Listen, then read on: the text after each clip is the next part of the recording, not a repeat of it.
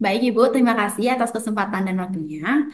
Di sini saya bersama Satria, tapi saya akan yang mempresentasikan hasil infografis kami. Di sini saya atas nama Nimade Studio Suari dengan NIM 15 dan rekan saya Made Satria Ardi Wibawa dengan NIM 29. Nah, di sini langsung saja Bu, saya akan mempresentasikan hasil infografis kami. Sesuai infografis kami, di sini kami membuat judul yaitu Cemburu Merusak Segalanya yang dimana ada deskripsinya. Mungkin deskripsinya itu sedikit ya Ibu karena di bahan kami banyak, kami ringkas menjadi sedikit untuk taruh di infografis. Nah, di deskripsi kami anggap saja langsung ke nama samarannya Ibu, anggap saja namanya Benny. Benny ini adalah seorang mahasiswa semester 1 yang menjalin hubungan serius dengan inisial nama kita pakai aja samaran dengan namanya Ati. Anggap saja Ati. Dia selalu transparan dan berkomunikasi intens, namun saat ada di satu sisi lain, saat Benny bergabung dalam suatu kelompok belajar, ya otomatis pasti ada dong temennya. eh, kita satu kelompok ada temennya salah satu perempuan. Di dalamnya Benny dan Ati ini selalu transparan, Ibu. Transparan dalam artian dia tuh apa-apa kayak zaman sekarang foto, aku ada di sini, kita ada di sini. Otomatis pas awal-awal semester 1 Benny hubungannya bebek saja. Akan tetapi karena kita namanya juga mahasiswa, tentu ada yang namanya membentuk suatu kelompok yang dimana kita melibatkan otomatis kelompok itu nggak perempuan aja, nggak laki-laki aja. Kita membentuk kelompok, mereka membentuk kelompok ini ada perempuan dan laki-lakinya. Ini kita ambil dari kisah nyata temen saya SMP. Nah, nama samarnya udah di sana. Ya, pada awal jadi mahasiswa baik-baik saja sih, Bu. Akan tetapi sering berjalannya waktu, membentuklah suatu kelompok yang saya bilang tadi ada perempuan dan ada laki-lakinya juga. Benny ini selalu transparan kepada pacarnya yang bernama Ati itu, mungkin nama samarnya Ati, selalu transparan. Dia foto kayak aku berada di sini gini gitu kan.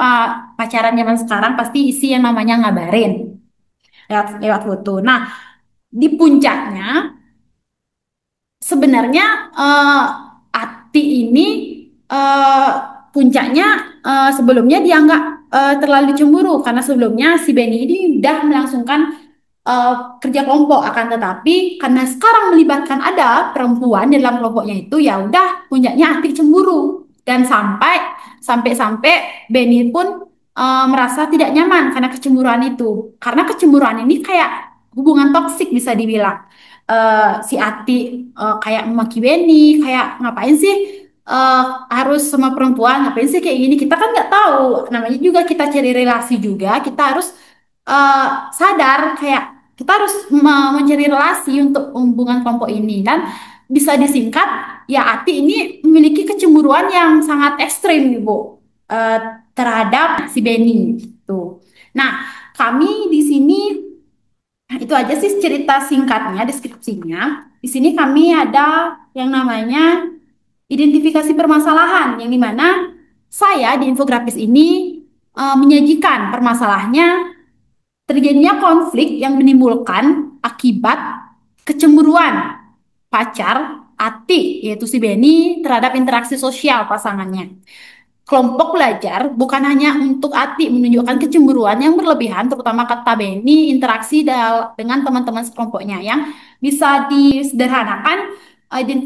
Identifikasi permasalahannya itu ya Ati memiliki kecemburuan yang sangat berlebihan terhadap Benny karena dia satu kelompok dengan melibatkan perempuan. Nah, seperti itu. Di infografis kami tidak menunjukkan adanya frekuensinya dari bulan apa, pola perilakunya, penyebabnya, dan dampak. Di sini di bahan kami frekuensinya dari bulan April 2025 sampai sekarang mungkin Ibu. Pola perilakunya kami membuat di bahan kami ada kecemburuan yang berlebihan terhadap Siati terhadap pacarnya Beni. Adanya ketidakpercayaan dari pacarnya dalam hubungan mereka. Tentu pasti cemburu itu tidak ada kepercayaan. ketidaknyamanan, komunikasi yang agresif atau tidak efektif, dan dampak negatif pada lingkungan lain. Dalam artian dampak negatif kita yang sebagai kelompoknya, eh, anggaplah kita yang sebagai kelompoknya di sana mungkin kalau Benny mengalami kasus seperti ini ya kita merasa gini juga merasa kurang nyaman, apalagi eh, ada perempuannya, ada laki-lakinya di situ ya kita merasanya kurang nyaman atas eh, tindakan si Ati terhadap pacarnya itu. Penyebabnya itu ya kecemburuan yang berlebihan, kurangnya komunikasi dan penyebaran masalah hubungan yang ke publik itu ke kelompok kami. Jadinya si Benny otomatis Benny itu di kasus itu Benny itu kurang nyaman. Ya, dia kan speak up nih ngomong kepada kelompoknya mungkin contohnya pacar aku kayak gini dia cuma bilang kayak gini ya otomatis kelompoknya itu tidak nyaman apalagi gara-gara Benny itu berkelompok dengan perempuan atau isi perempuan atau dengan teman-temannya yang lain otomatis jadinya si Benny kurang nyaman atas semua kecemburuan seperti itu. Tuh.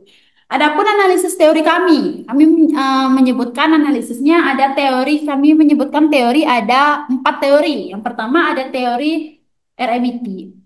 Teori RMIT ini sangat fokus pada mengidentifikasi perilaku yang dimana tekanan dan tuduhan terdasar dari toxic relationship.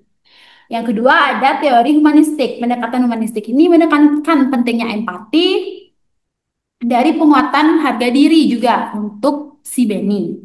Yang ketiga ada teori kognitif perilaku CBT melibatkan identifikasi pola pikir negatif, rekonstruksi, dan perencanaan tidak efektif untuk suatu membangun hubungan ini. Yang keempat ada teori komunikasi antar pribadi tentu karena di toxic relationship ini sangat dipengaruhi oleh pola perilaku komunikasi yang tidak sehat. Contohnya ya mungkin dari si Atik terhadap pacarnya Benny. Kecemburuan yang sangat ekstrem atau berlebihan itu. Dengan mengidentifikasi teori-teori tersebut, kita juga sebagai layanan BK harus memberikan yang pola pikir bisa harus mengatasi teori-teori apa sih nanti yang kita bakal lakukan kalau kita mendapatkan kasus seperti ini. Tuh. Adapun strateginya, di strategi di infografis kami tidak kami jelaskan secara detail, akan tetapi kami jelaskan poin-poinnya saja. Tujuannya kita tentu membangun hubungan konseling, psikodaksi, menetapkan batasan hubungan yang jelas dan saling dihormati, dan mengembalikan suasana belajar yang kondusif tentunya. Pendekatan, nah menurut kami di sini melakukan pendekatan yang paling cocok untuk kasus kami, yaitu kecemburuan Atik terhadap Benny. Pendekatan apa sih yang paling cocok? Kami berdua, saya sama Satria, eh, mendapatkan pendekatan yang cocok itu ada dua, yaitu pendekatan humanistik, terapi berpusat pada klien yang dibawakan oleh Carl Rogers. Pendekatan ini sangat relevan karena fokus utamanya yaitu pertumbuhan pribadi, potensi diri, dan pencapaian aktualitas diri. Dalam kasus ini, apalagi Atik yang cemburunya ekstrim seringkali berpakar pada rasa tidak aman, insecurity, dan persepsi diri yang negatif. Di pendekatan humanistik ini tentu ada yang namanya harus ada yang namanya empati atau menerima tanpa syarat. Yang dimana empati penerima tanpa syarat ini kita sebagai pasangan harus bisa menghargai pasangan kita sedang melakukan apa, apalagi sampai udah yang namanya mengabari itu adalah suatu poin penting. Kita udah tahu keadaan pacar kita gitu. Yang kedua ada kongruentasi atau keaslian. Kita di sebagai pasangan ya kita harus bersikap jujur, bersikap adil atau transparan itu emang baik, akan tetapi jangan terlalu berlebihan merasa cemburu ini. Yang ketiga ada mendorong refleksi diri. Nah, tujuannya kita kenapa memakai pendekatan ini? Tujuannya agar Atik memahami dirinya dulu, lebih baik menemukan solusi dari dalam dirinya sendiri. Ya, kita memakai teori ini apalagi berfokus pada terapi pusat pada klien. Kita mendorong refleksi diri seorang Atik dulu. Apalagi seorang pacarnya Benny sudah transparan kepada Atik dan Atik tidak menerima itu dengan rasa baik dan rasa yang bahagia.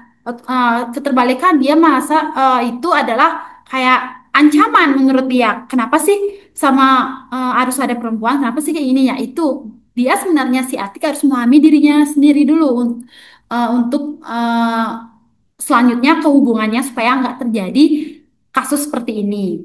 Yang terakhir ada pengembangan potensi diri. Pengembangan potensi diri ini yaitu mengatasi rasa tidak aman. Kita sebagai konselor harus mendorong si Atik untuk mengenali dirinya sendiri ya, gimana sih potensinya.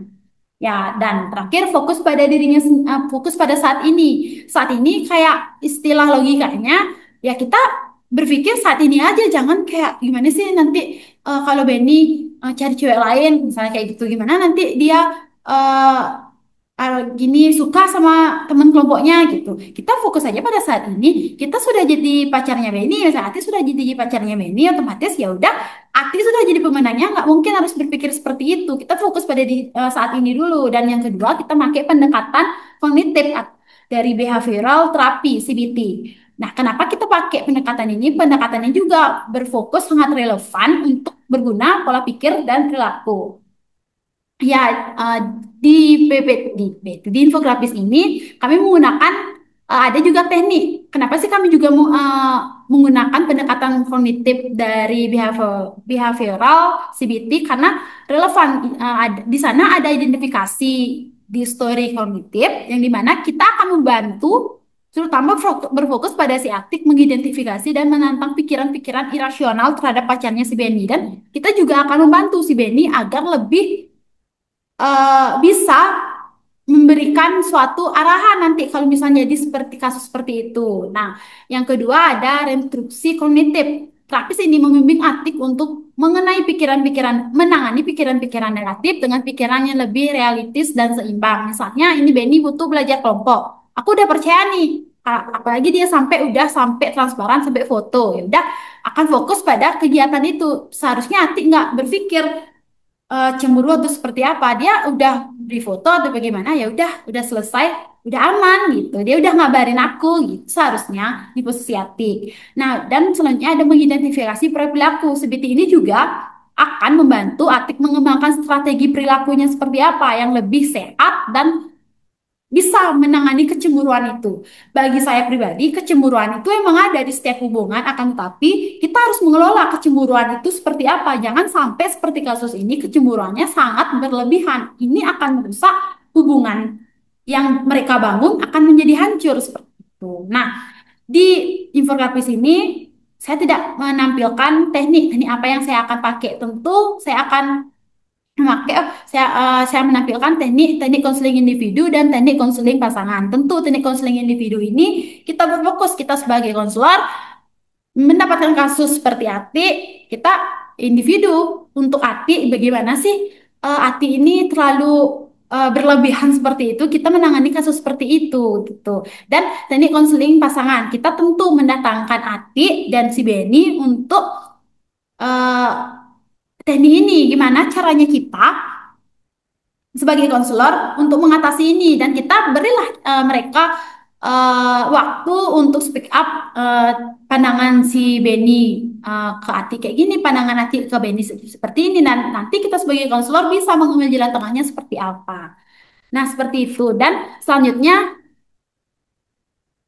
ada bentuk layanan. Tentu bentuk layanan ini di infografis kami tidak menyediakan bentuk layanan seperti apa. Kami juga eh, karena keterbatasan waktu dan tempat untuk infografisnya, di sini kami tidak mengisi layanannya seperti apa. Dan saya akan bilang layanan yang kami buat atau yang kami paling cocok yaitu layanan bimbingan individu fokus pada Atik dan Beni dan layanan bimbingan berpasangan tentunya.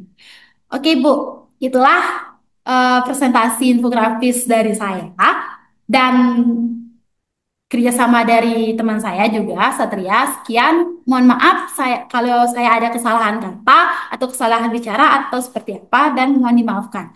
Saya tutup dengan terima kasih.